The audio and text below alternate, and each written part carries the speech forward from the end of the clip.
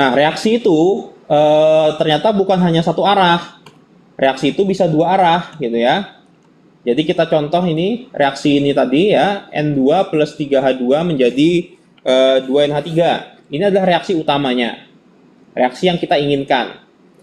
Tapi pada kenyataannya di alam ya, jika reaksi ini dijalankan pada ruang tertutup ya, maka akan terjadi reaksi samping dekomposisi NH3 yang terbentuk, itu nanti dia balik lagi, pecah lagi menjadi N2 plus 3H2. Ya. Jadi normalnya kalau di pabrik amonia itu setelah jadi produk, itu produknya langsung dimasukkan ke dalam tangki-tangki dan diatur pada suhu sehingga dia tidak terdekomposisi. Tapi misalkan ini reaksinya tidak dikendalikan, maka NH3 yang ada itu akan kembali terdekomposisi menjadi penyusunnya. Artinya ada reaksi samping. Nah, awalnya dua reaksi ini berjalan pada kecepatan yang berbeda. Artinya kan ketika pertama itu hanya ada bahan baku, produknya belum ada, maka reaksi kedua ini belum ada. NH3-nya kan belum ada. Tapi ketika NH3 ini mulai terbentuk, maka reaksi dekomposisi mulai jalan. Nah, lama-kelamaan kan nanti jumlahnya akan stabil, setimbang. Akan setimbang sehingga tidak ada lagi jumlah reaksi 1, kecepatan reaksi 1 dan kecepatan reaksi 2 jadi sama. Maka dia terbentuk yang namanya reaksi kesetimbangan. Panahnya bolak-balik seperti ini. Jadi bila Anda menemui suatu persamaan reaksi kimia yang panahnya bolak-balik seperti ini, maka itu dimasukkan dalam reaksi setimbang. Nah, lalu bagaimana supaya kita bisa mendapatkan ya, yang kita inginkan kan reaksi pertama ini, reaksi utama, reaksi samping ini kan kita tidak inginkan. Wong kita ingin jualan produknya amonia kan, kita tidak ingin produk kita balik lagi jadi bahan baku. Tapi proses kedua ini tidak bisa dihindari. Ya pasti akan terjadi. Yang kita bisa adalah meminimalisir kemungkinan atau memperlambat reaksi ini terjadi. Berbagai cara bisa kita lakukan ya, menggunakan asas-asas atau prinsip yang dikemukakan oleh Le Chatelier. Jadi pertama misalkan kita ingin mengubah konsentrasi ya, kita bisa lakukan dengan mengubah konsentrasi. Nah, supaya produknya banyak, logikanya apa? Ya bahan bakunya harus banyak ya. Ya supaya reaksi itu bergerak ke arah kanan, artinya produk itu banyak kita hasilkan, ya otomatis maka bahan bakunya harus diperbanyak. Ya, jadi bila untuk menghindari supaya reaksi baliknya itu sedikit atau kecepatannya tidak cepat, maka bahan baku kita harus perbanyak. Itu yang pertama. Atau keberadaan produk itu cepat-cepat dikurangi. Ya. Artinya bahwa kita sesegera mungkin mengamankan kondisi produknya. Jadi begitu N2 plus 3H2, 2NH3-nya jadi langsung diambil, langsung diamankan supaya dia suhunya tidak naik ya, sehingga dia terdekomposisi, harus segera diamankan. Jadi secara logika supaya kita bisa menghasilkan produk NH3 ini sebanyak-banyaknya, maka bahan bakunya harus diperbanyak dan produknya harus segera diamankan. Jangan sampai produknya pecah atau terdekomposisi. Ya, sehingga reaksi itu tetap bisa berjalan dengan normal.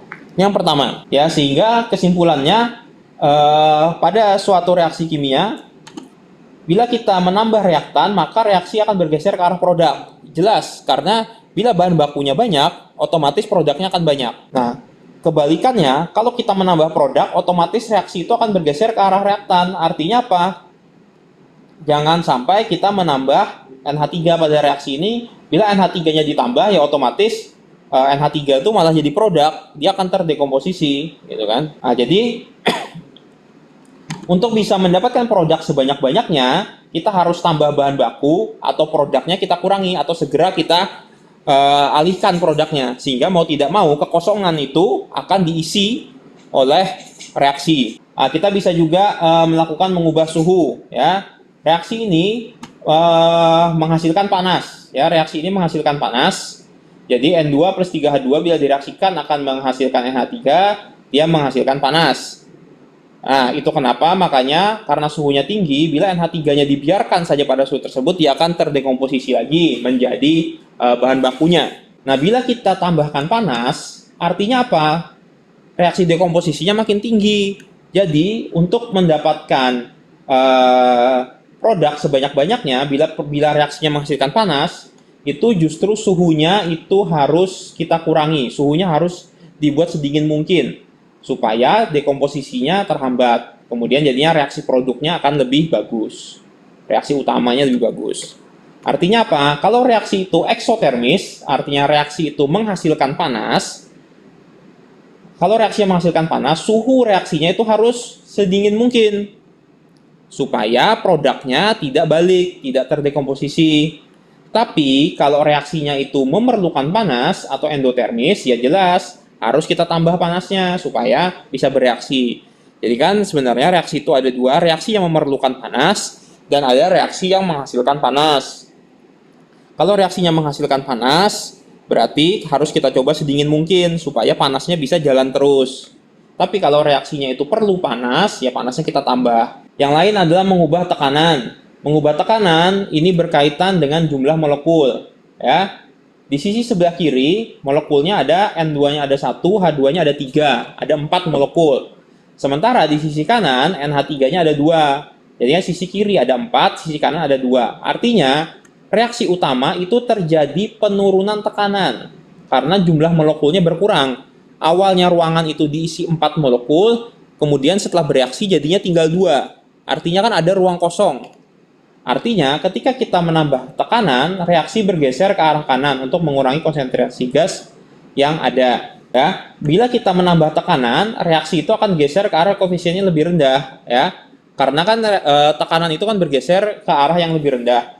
Karena tekanannya tinggi, maka mau tidak mau supaya dia bisa seimbang, artinya tekanannya itu kan harus dihilangkan. Nah, menghilangkan tekanan dengan apa? Ya dengan mereaksikan. Karena reaksi ini adalah reaksi yang membuat tekanan jadi turun. Ya. Jadi kalau ada tekanan berlebih, dia harus bereaksi supaya tekanannya turun. Tapi kalau ada reaksi yang malah menambah tekanan, ya.